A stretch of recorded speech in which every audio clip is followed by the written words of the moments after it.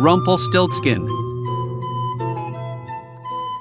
Once upon a time, there lived a miller. He was poor, but he had a beautiful daughter. One day, he happened to be talking to the king, and in order to impress him, he said to the king, "I have a daughter who can spin straw into gold thread." The king said to the miller, I like this very much. If your daughter is so skilled, then bring her to my castle tomorrow, and I will see if she can do it. The next day, the miller brought his daughter to the king.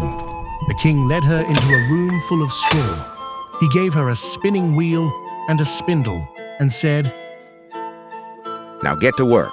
But if you don't spin all this straw into gold thread by early morning, then you will surely die. Then he locked her in a room, and she was left alone. The poor miller's daughter sat there. She didn't know what to do to save her life. She didn't know how to spin gold thread from straw, and she became so frightened that she finally burst into tears. Suddenly the door opened, and a little man entered the room. He said, "Hello, young miller's daughter. Why are you crying so bitterly?" I have to spin straw into gold thread, and I don't know how to do it. And the little man said, "What will you give me if I spin it for you?" My necklace. The little man took her necklace. He sat down at the spinning wheel and whirred away. 3 times the spindle turned, and a full spool of gold thread was wound. He put in another and whirred away. 3 times the spindle turned, and the second spool was full of gold thread. And so he worked until morning, and he spun all the straw, and all the spools were full of gold thread. The sun had barely begun to rise when the king arrived. When the king saw the golden yarn, he was amazed and overjoyed, but his heart became even more greedy for gold, and he ordered the miller's daughter to be taken to a second room. This room was larger than the first, and also full of straw. The king ordered her, if she valued her life, to spin all the straw into gold that night. The girl didn't know what to do, how to help herself in this predicament. But the door opened again. A little man appeared and asked, "What will you give me if I spin this straw into gold for you?" I'll give you the ring from my finger. The little man took the ring, began to hum again with his spinning wheel, and by morning he had spun all the straw into shiny golden yarn.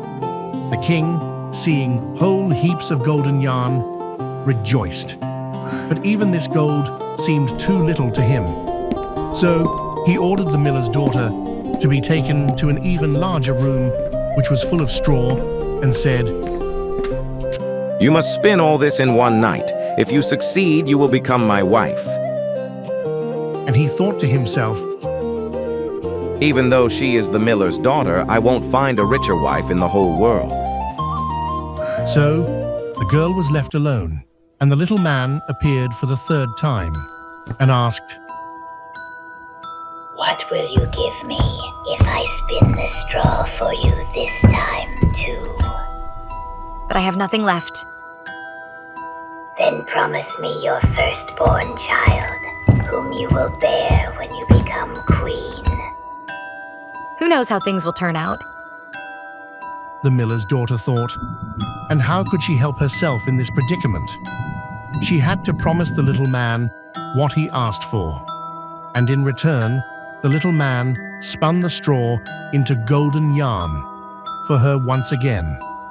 In the morning the king came, saw that everything was done as he wanted. He then arranged a wedding, and the beautiful miller's daughter became queen.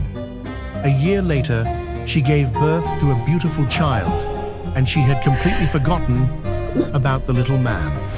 Suddenly, he entered her room and said, "Now give me what you promised." The queen was frightened and began to offer him the riches of her kingdom. so that he would only agree to leave her the child. But the little man said, No, I value living things more than all the treasures in the world. The queen became sad, she cried, and the little man took pity on her. I give you 3 days.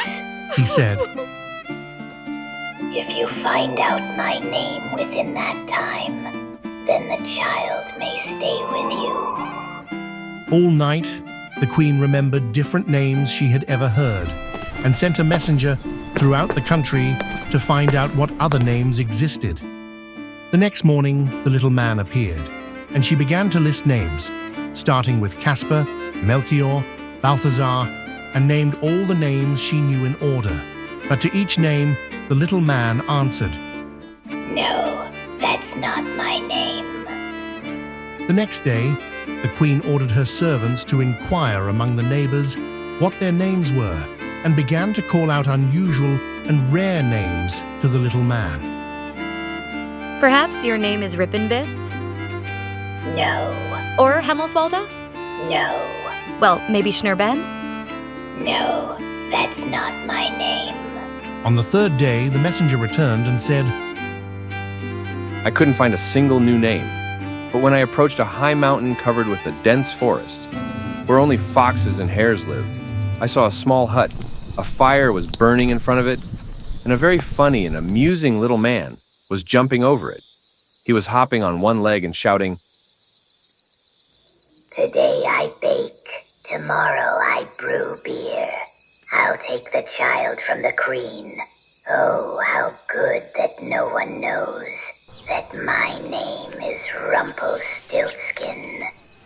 You can imagine how happy the queen was to hear this name, and when the little man soon appeared in her room and asked, Well, queen, what is my name?